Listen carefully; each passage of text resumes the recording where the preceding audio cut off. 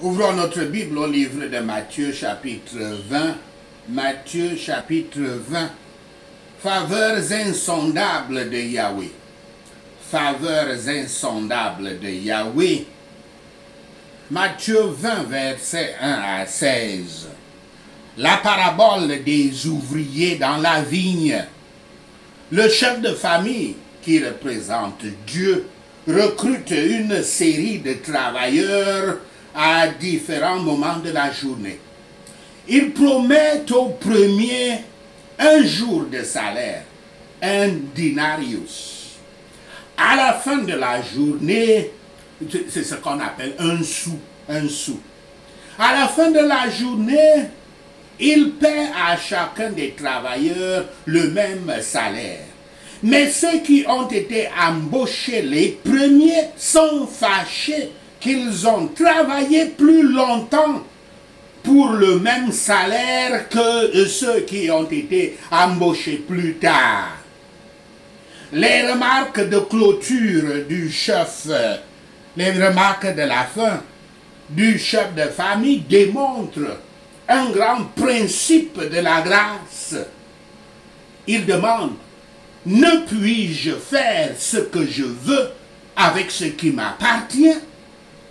Est-ce que vous souffrez de la générosité envers les autres? Les problèmes rencontrés par la plupart des gens avec Yahweh sont qu'ils considèrent Dieu comme un humain.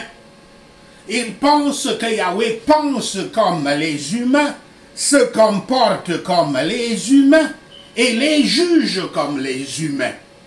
Voici la réponse du Seigneur, je cite: « Car mes pensées ne sont pas vos pensées, et vos voix ne sont pas mes voix, dit l'Éternel. Autant les cieux sont élevés au-dessus de la terre, autant mes voix sont élevées au-dessus de vos voix, et mes pensées au-dessus de vos pensées. » Fin de citation, citation d'Isaïe 55, versets 8 à 9. La vision humaine de l'équité et de la justice n'est pas celle de Yahweh. La parole du Seigneur Tout-Puissant est claire à ce sujet. Je cite: « Je vous ai aimé, dit l'Éternel, mais vous dites: en quoi nous as-tu aimé? Esau n'est-il pas frère de Jacob, dit l'Éternel? Cependant, j'ai aimé Jacob et j'ai eu de la haine pour Esau. J'ai fait de ces montagnes une solitude. J'ai livré son héritage au chacal du désert. » Fin de citation. Citation de Malachie 1, verset 2 à 3. Apparemment, c'est pourquoi Yahshua conclut la parabole en revenant au proverbe dont il a parlé dans Matthieu 19, verset 30.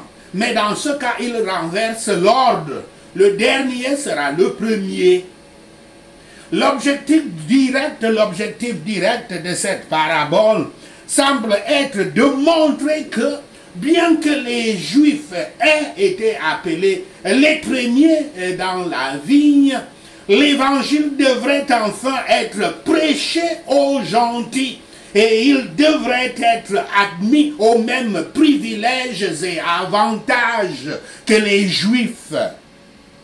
La parabole peut également être appliquée plus généralement et montre trois choses. Premièrement, que Yahweh n'est débiteur envers personne.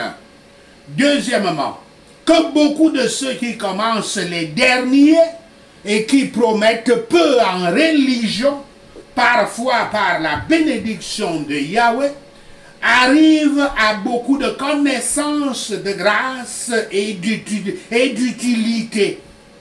Troisièmement, que le salaire de la récompense sera donné aux saints, mais pas selon le temps de la conversion. Il décrit l'état de l'Église visible et explique la déclaration que le dernier doit être le premier et le premier le dernier. dans ces diverses références, jusqu'à ce que nous soyons engagés dans le service de Yahweh, nous restons debout toute la journée sans rien faire.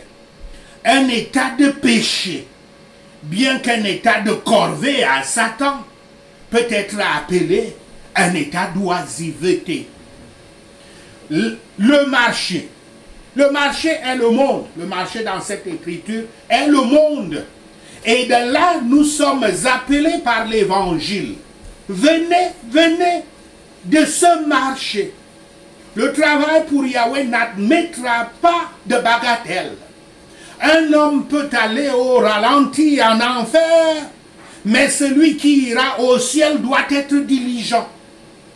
Le sou romain, dinarius, le sou romain était un salaire d'argent suffisant pour le soutien d'un jour.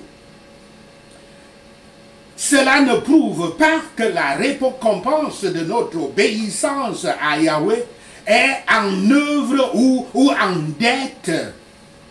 Quand nous avons tout fait, nous sommes des serviteurs inutiles. Mais cela signifie qu'il y a une récompense devant nous.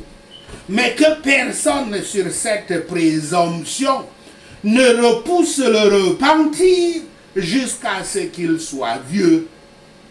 Certains ont été envoyés dans la vigne à la 11e heure, c'est-à-dire vers 17 heures de notre temps. Mais personne ne les avait embauchés auparavant. Les gentils entrèrent à la 11e heure. L'évangile ne leur avait pas été prêché avant. Ceux qui ont reçu des offres d'évangile à la 3e heure ou à la 6e heure et les ont refusés, n'auront pas à dire à la 11e heure, comme cela a été le cas, que, je cite, personne ne nous a embauchés. Fin de citation. Donc, pour ne décourager personne, mais pour éveiller tout le monde, souvenez-vous que maintenant c'est le moment accepté. C'est le moment accepté par Dieu pour être embauché. Les richesses de la grâce divine sont bruyamment murmurées parmi les pharisiens orgueilleux et les chrétiens nominaux. Il y a une grande tendance à penser que nous en avons trop peu et que d'autres ont trop de signes de la faveur de Yahweh et que nous en faisons trop et d'autres trop peu dans le travail de Yahweh. Mais si Yahweh donne la grâce aux autres, c'est de la bonté envers eux et pas de l'injustice envers nous. Les gens charnels et sophistiqués sont d'accord avec Yahweh pour leur dollar dans ce monde et choisissent leur part dans cette vie. Les croyants obéissants sont d'accord avec Yahweh pour leur dollar dans l'autre monde et ils doivent se souvenir qu'ils en ont été d'accord. N'avez-vous pas accepté de prendre le ciel comme votre part, vous tous?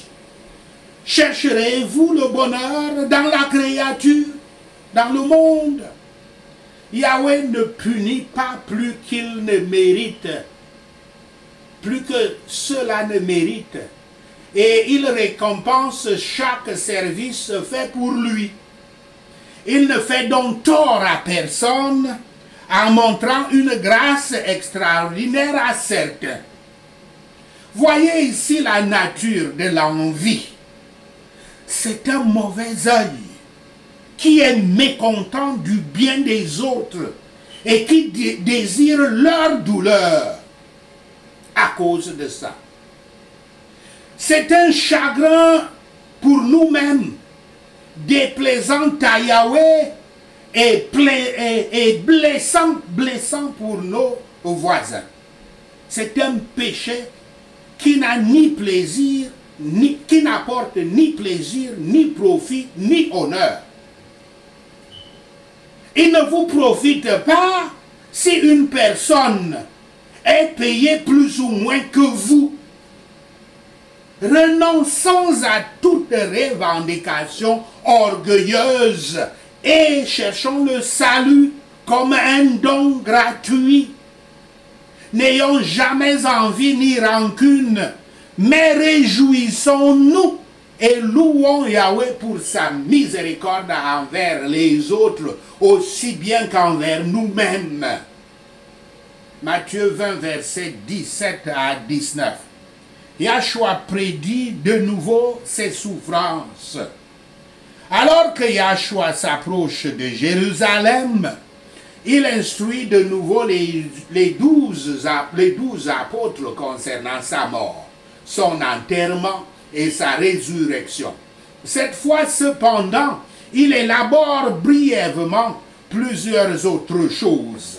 Sa souffrance, sa condamnation par le gouvernement juif, son procès devant les païens et les moqueries et la flagellation qu'il recevra. Une vision de foi de notre Rédempteur, une fois crucifié et maintenant glorifié, est bonne pour humilier une disposition orgueilleuse et auto-justifiée.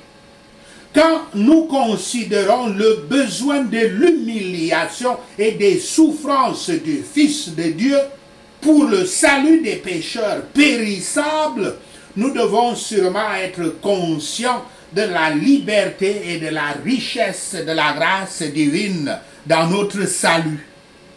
Matthieu 20, versets 20 à 28. L'ambition de Jacques et de Jean. Nous voyons encore dans cette section la difficulté que les disciples ont de comprendre la véritable nature du discipulat et du royaume. Discipulat, c'est le fait, c'est le métier, on peut dire, ou bien la vocation d'être disciple. C'est pour ça qu'on crée ce mot-là. Comme nous faisons un néologisme ici en disant discipulat. À cette occasion, la mère de Jacques et de Jean demande à Yahshua des postes d'honneur pour ses fils dans le royaume des cieux. Nous ne devrions pas trop penser à cette mère ou aux autres disciples. Pourquoi il s'indigne de sa demande.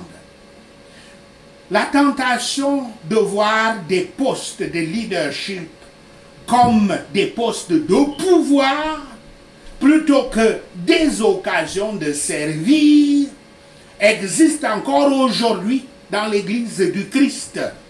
Il y a même des églises qui éclatent à cause de ces luttes de pouvoir, de pouvoir dans l'église. Il y a une église au Cameroun qui est même allée au tribunal. Les fils de Zébédée, concernés donc ici Jean et Jacques, ont abusé de ce que Yahshua a dit pour consoler les disciples, à savoir qu'ils s'asseyeraient avec lui dans le royaume des cieux, sur les 12 trônes pour juger les tribus d'Israël, comme cela est dit dans Matthieu 19, verset 28. Certains ne peuvent pas avoir de confort sans le tourner vers un mauvais but. L'orgueil est un péché qui pèse sur nous le plus facilement possible. C'est l'ambition pécheresse de surpasser les autres dans la pompe et dans la grandeur, pour abattre la vanité et l'ambition de leur requête. Yahshua les conduit aux pensées de leur souffrance pour mériter une telle chose. Gagner une place sur le trône de gloire de Yahshua c'est prendre une coupe amère à boire. Une coupe de tremblement, mais pas la coupe des méchants. Ce n'est qu'une coupe, ce n'est qu'un bouillon, amer peut-être, mais bientôt vidé. C'est une coupe dans la main du Père, comme cela est dit dans Jean 18, verset 11. L'eau et les baptêmes spirituels sont une ordonnance par laquelle nous sommes unis au Seigneur par l'alliance et la communion. Il en est de même pour le Christ, dans Ézéchiel 20, verset 37 et Isaïe 48, verset 10. Les baptêmes sont des signes extérieurs et visibles d'une grâce intérieure et spirituelle. Il en est de même pour Christ, car cela nous est donné, comme cela est dit dans Philippiens 1, verset 29. Mais Jacques et Jean ne savaient pas ce qu'était la coupe du Christ, ni ce qu'était son baptême. Ceux qui connaissent le moins la croix sont généralement les plus confiants. Rien ne fait plus de mal parmi les frères et sœurs en Christ que le désir des grandeurs. Et nous ne trouvons jamais les disciples de Yahshua se quereller, sauf que quand quelque chose de ce genre en est la source, c'est-à-dire les querelles pour la grandeur. Celui qui travaille le plus diligemment et qui souffre le plus patiemment, cherchant à faire du bien à ses frères et à promouvoir le salut des âmes, ressemble le plus à Christ, et celui-là sera honoré par lui de toute éternité. Notre Seigneur parle de sa mort dans des termes appliqués aux sacrifices d'autrefois, les sacrifices des animaux en particulier. C'est un sacrifice pour les péchés des humains. Et c'est ce sacrifice vrai et substantiel que ceux de la loi représentaient, symbolisaient faiblement et imparfaitement. C'était une rançon pour beaucoup, assez pour tous, travaillant sur beaucoup. Et si c'est pour beaucoup, alors la pauvre âme tremblante peut dire, je cite, « Pourquoi pas pour moi ?» Fin de citation. Matthieu 20, verset 29 à 34. Yahshua donne la vue à deux aveugles près de Jéricho. Il est là sur le chemin vers Jérusalem. Comme Yahshua et les disciples passent par Jéricho, ils voient deux hommes aveugles. Les deux aveugles crient vers Yahshua, se référant à lui comme le fils de David et le suppliant de les guérir. Ce qu'il fait, effectivement, il les guérit. Le récit attire l'attention sur le fait que même les aveugles reconnaissent Yahshua comme le Messie, mais les voyants, c'est-à-dire les pharisiens, les scribes et les sadducéens, ne reconnaissent pas le Messie. Ce récit s'inscrit bien dans la discussion précédente au sujet du plus grand étant le dernier et le moindre étant le premier. Rappelez-vous les récompenses que Simon-Pierre avait reçues pour avoir reconnu Yahshua comme le Messie, à savoir les clés du royaume des cieux et d'être le rocher de la fondation de l'Église. Après avoir recouvré la vue, les deux hommes avaient été autorisés à rejoindre la communauté des disciples du Christ, tandis que la foule auparavant les avait réprimandés. Ici, par conséquent, méfiez-vous quand vous évangélisez les gens. Oubliez ce que pense votre esprit d'humain. Ne dites pas celui-ci sera sera un bon disciple et celui-là, moi je vois que celui-là ne sera pas un bon disciple. Vous ne pouvez pas le savoir. Seul Yahshua Christ sait qui va devenir le disciple. Et vous pourrez être récompensé d'avoir fait des offrandes, des prémices qui sont agréables, des fruits qui sont agréables à Yahweh. C'est-à-dire que vous avez amené une âme à devenir un disciple du Christ, un chrétien. Il est bon que ceux qui sont sous la même épreuve ou infirmité du cœur ou de l'esprit se joignent à la prière à Yahshua, à Yahweh, la prière à Yahweh pour le soulagement, afin qu'ils puissent s'accélérer et s'encourager les uns les autres. Il y a assez de miséricorde en Christ pour tous ceux qui demandent. Ils étaient sérieux. Ces deux hommes aveugles étaient sérieux dans la prière. Ils criaient comme des hommes sérieux de leurs problèmes. Et les désirs froids implorent les dénégations. Ils étaient humbles dans la prière, se jetant sur eux et se référant joyeusement à la miséricorde du médiateur. Ils ont montré la foi dans la prière par le titre qu'ils ont donné à Christ. C'est certainement par le Saint-Esprit qu'ils ont appelé Yahshua Seigneur, Seigneur. Ils ont persévéré dans la prière. Quand ils étaient à la poursuite d'une telle miséricorde, ce n'était pas le moment de la timidité et de l'hésitation. Ils pleuraient avec ferveur. Et le Christ les a encouragés. Ceci s'adresse à nous. Il y a certains, notamment dans certaines églises mondaines, qui demandent même aux gens de prier dans leur cœur. Mais c'est le contraire que nous voyons ici. Donc quand les gens crient dans les églises, ils crient comme ces aveugles. C'est leur foi. Quand quelqu'un donne sa vie complètement à Yahweh, il le donne avec toutes ses émotions. C'est pour ça que les véritables chrétiens, quand ils prient Yahweh, ils crient, ils pleurent. On appelle cela des saintes émotions par rapport aux émotions négatives de colère, de jalousie et consorts. Donc, ils prient à haute voix. Dans une église, si vous n'avez jamais été avec ce genre de chrétiens, vous verrez leur passion. Et vous qui n'êtes pas habitués, vous resterez là plein de votre orgueil et vous les regarderez avec dédain. Pourquoi crie-t-il comme ça, là, comme un animal?